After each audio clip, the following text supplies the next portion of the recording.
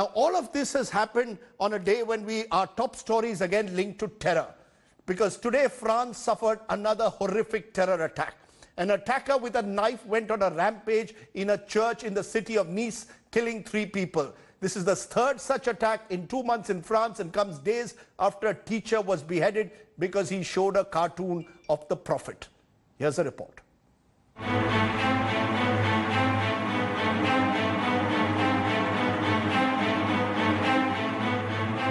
France is jolted by another terror attack. The latest attack was in Nice, where a woman was beheaded inside the Notre-Dame church. 2 others were also killed in the knife attack frenzy. The suspect was shot at by the police. He is now in custody. Il ne fait aucun doute que l'auteur de ces actes, qui n'a cessé de répéter en boucle devant nous Allahu Akbar alors qu'il était médicalisé sur place, quel était le sens de son geste. The Nice attack comes nearly 2 weeks after a school teacher was beheaded near Paris for showing a cartoon on Prophet Muhammad in his class. Since then, France has seen many protests in support of free speech. After the school teacher's murder, President Emmanuel Macron came out strongly in support of free speech. The Muslim world has risen to what they call a cause for their faith by protesting and issuing strong statements against the stand of the French government. Turkish President Recep Tayyip Erdogan went so far as to call the French president a madman who needed mental help. This prompted France to call back its envoy from Ankara. Meanwhile, Pakistan claimed Macron is spreading Islamophobia. The impact is economic too. Many Islamic nations across the world have started boycotting French products and carrying massive rallies against Paris. India has come to France's rescue. An all-weather friend, New Delhi says such personal attacks against Macron are unacceptable. We have strongly deplored the personal attacks and unacceptable language on President Macron.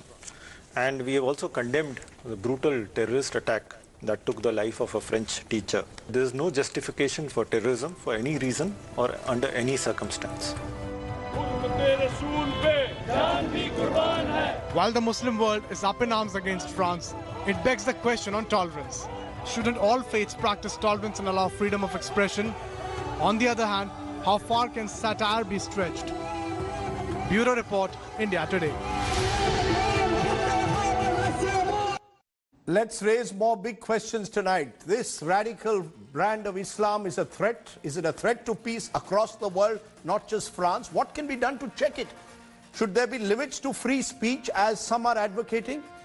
How are the Islamic nations responding? Just some of the questions that I want to raise today. I'm joined by special guests at this moment. Joining me now, Rakesh Sood, one of India's senior-most diplomats. He's been an ambassador to France. Sebastian Farsi is South Asia correspondent for Radio France International. And I'm also joined by Taha Siddiqui, a Pakistan journalist in exile in Paris. And Taha, let me come to you first. How do you see what's happened in France in the last few days, in particular these attacks, clearly in a way a response to the alleged blasphemous cartoon of Prophet Muhammad? What does this tell us about these radical Islamist groups that are operating in France? Well, one of the first things that we need to see is that whether or not these are groups that are acting or these are individual acts. And from what right now, the evidence suggests is that these have been individual attacks. The first one happened when the Charlie Hebdo trial started. And at that time, we saw a Pakistani migrant who had arrived from Pakistan 2 years ago. He tried to attack 2 journalists outside the former Charlie Hebdo office. Then we saw the teachers killing. And then today we've seen the attack in Nice. Now, this basically sort of as your report was mentioning about the issue of free speech and how much satire should stretch to. The problem is that Charlie Hebdo basically is known to be religiousophobic. It attacks and targets all religions. But at the same time, the context of this sort of is different in France, in the West. When I was living in Pakistan, so I've lived in Pakistan and I've lived in the West now since 2-3 years now. And in Pakistan, the problem is different. The problem is of Islamism. The problem in the Muslim world is the problem is of Islamic radicalism.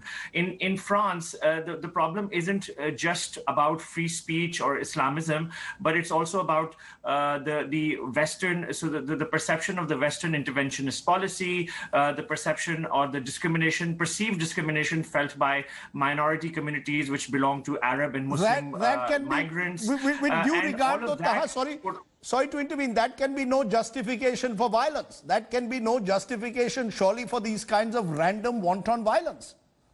Definitely, it's not a justification, but the thing is that the violence is definitely condemnable and cannot be justified at any level. But at the same time, to understand the response that one needs to give, the government's response, one needs to understand why is it happening, in what context is it happening? Is it happening only because there is an issue of Islamism, or is the context or the issue much deeper than that? And only then through that we can come up with a response which could be which could act as a productive and effective. Because right now we're seeing that with the French president, he's taken this stand and is talking about how free speech matters.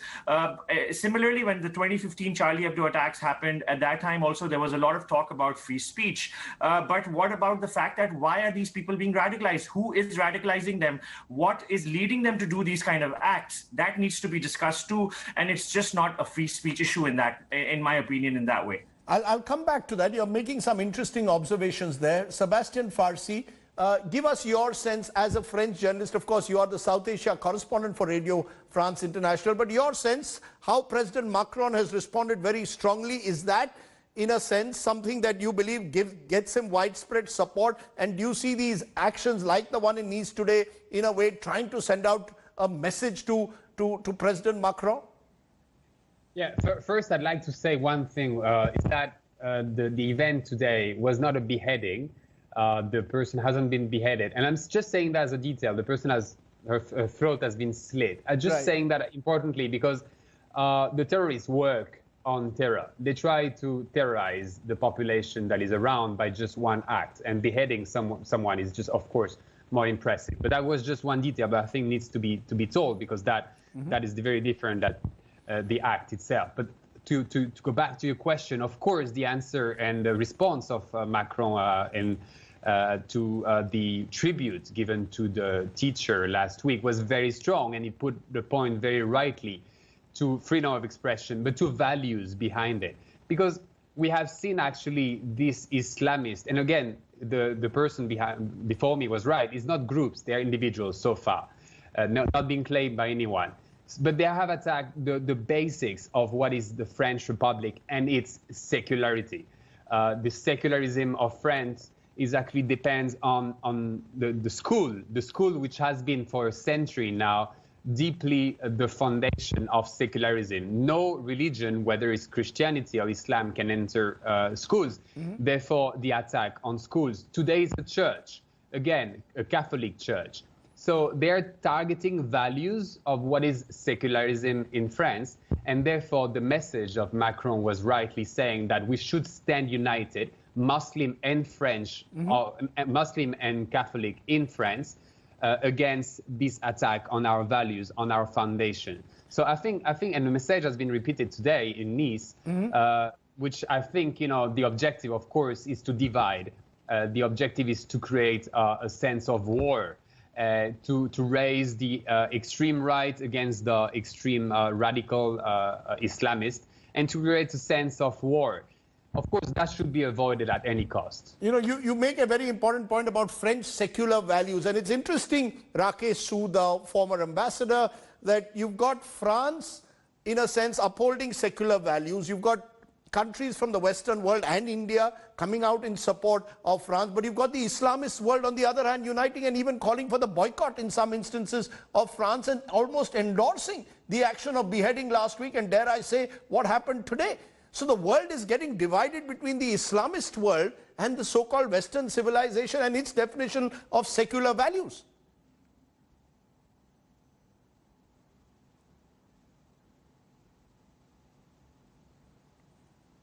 Mr. Sood, can you hear me, Rakesh?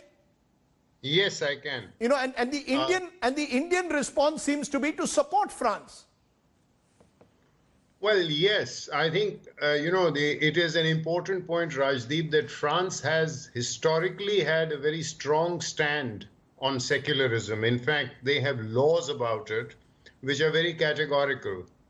And it is these laws that they try to uphold. There is a very, very clear separation between the church and the state. Mm-hmm. The church meaning any religion, whatever it be your religion, you keep that within your home, as it were. Mm-hmm. And anything to do with the state is that is not permitted. In fact, in 2004, they introduced a law where they said that any ostentatious depiction of religious symbols is completely banned in public offices. Like whether it is a cross, whether it is hijab or anything like that. So there is a very clear separation that these are religious symbols. But it's also, Rakesh, in a new France. Isn't a new, more multi-faith, plural France? How do you manage the diversity then? The second thing is that France in Europe has the largest number of Muslims. In fact, the number of Muslims in France is something like about 6 million out of a total population of about 65 million. So that's like slightly over 9%. It is by far the largest population of Muslims in France. The third factor, I think, which we need to remember is that there have been leaders in some of the Islamic countries who have reacted very violently to the statements that were made by President Macron. I mean, you take the case of Erdogan in Turkey. Mm-hmm. The Turkish president basically said that he needs to, his mental health is a problem. And then we had the issue in Pakistan where Imran Khan talked about the fact that he was being that President Macron was being Islamophobic. Now, with this kind of reaction, with these kind of statements, what is clearly happening is that it is generating a sentiment among the people. And it's like a wolf whistle. Sure. And that then leads to this kind of reaction where you have these lone wolf attacks thing where people get agitated and they indulge in something like this. You make a fine point on that, and many of these are lone attacks. But the fact, Taha Siddiqui, is it therefore, as the Islamic world suggests, examples of Islamophobia? Or is it simply France reiterating its commitment to certain secular values, which Muslims who live in France will have to embrace? No, definitely Muslims in France or in the West or around the world need to, there's a definite need of reforming Islam. But where will this reform come from? Will it come from the West? Because when the West talks about this reform, it's perceived as an attack on Islam.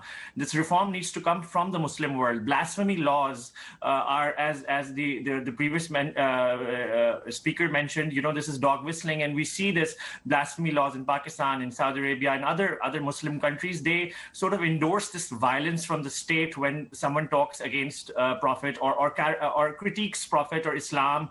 But that needs to change. The fact that Muslims feel this insult and Muslims feel derogated when this happens, they need to understand that, but that needs to come from the Muslim world. The issue of Islamism can only be resolved and solved with the Muslim world. But it's on not the other coming, hand, Taha. the The West, worry is what it's it not, needs to do Taha, is sorry it needs to to intervene, the realize worry... more about the discrimination, Sure. the colonization, the history of colonization, Sure. and address those issues and those problems where there's a vacuum of addressing, and that vacuum is being filled by these Islamist and Muslim nations around the world. So the solution has to be twofold. The Muslim world has to reform Islam, look at blasphemy again, and do away with blasphemy laws. But at the same time, the Western world needs to see the issues of discrimination, the history of colonization, and deal with that. But we don't see that happening. Instead, we are seeing just the opposite. Look at the kind of responses, whether it's an Imran Khan, a Mahathir Mohamad, and Erdogan. Look at the kind of responses, Taha. Definitely. I mean, the Muslim world is using this as an opportunity because, you know, every time the Muslim world wants to distract its own population from its domestic issues, it uses the West as a punching bag. We've seen that happening many times before. The US, you know, the anti-US sentiment, anti-Western sentiment. And this is all politics because in China, for example, the way China is treating Muslims, none of the Muslim world talks about that. That's right. Where does Islam go at that time because of the Chinese economic influences in China? The West is used as a punching bag, as a distraction, while at the same, these countries, they need to realize that Islam, this idea of blasphemy, that needs reform, and only the Muslim world can lead that reform so that the rest of the Muslims can, go towards coexistence, because right now Islam in the Muslim world does not teach coexistence. Can I ask you this, Sebastian Farsi? Do you see anything changing? Do you think a fundamental shift has taken place in France? The anger we see not just among extreme right groups, but also among centrist liberals in France today. I mean, I think the previous speaker has made a point. France, because of being so secular, because we have divided church, or any religion with the state since 1905, so more than a century now, we have a difficulty dealing with the religious corpus, the religious bodies. So that came into picture 20 years ago. We tried to constitute a French Islam, which was non-existent, and therefore the influence of foreign countries was large and quite big and problematic.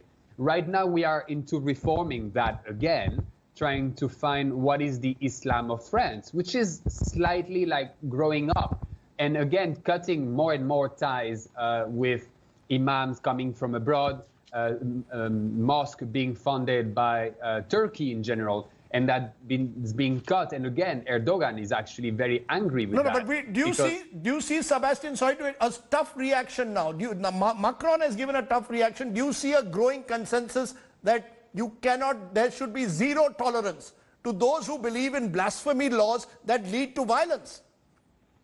But that is of course, that is the DNA of France. We don't know what is blasphemy, and this satire are good or bad, we don't know, but they are accepted and they will never be stopped. So of course everybody is uniting around the fact that we should continue criticizing religions in all kinds. Charlie Hebdo has been criticizing the Catholic religion for 30 years, the Pope, Jesus and all that. We got tired of that. Islam is now being criticized also. So there's no debate about that, and I hope that would never be the case. We should actually, of course, combat blasphemy laws, but we don't have that in France. So for us, it's very far. We just have to actually deal with the Islam in France. Very quickly, Rakesh Sood, I just have 30 seconds. Do you believe, therefore, India has taken the right stand by targeting the countries like Turkey, countries like Pakistan that have supported, in a way, or tacitly endorsed the action of these violent lone wolves? Should India continue to take a very firm stand on this? Oh, absolutely. I think there are no two ways to look at it. There is only one way. Here is a country where you have had citizens who have come in and who have accepted the laws. Now it is up to them to accept. They have taken an oath when they become French citizens to accept the laws of that country. And that includes the law on secularism. So it's simple as that. Okay.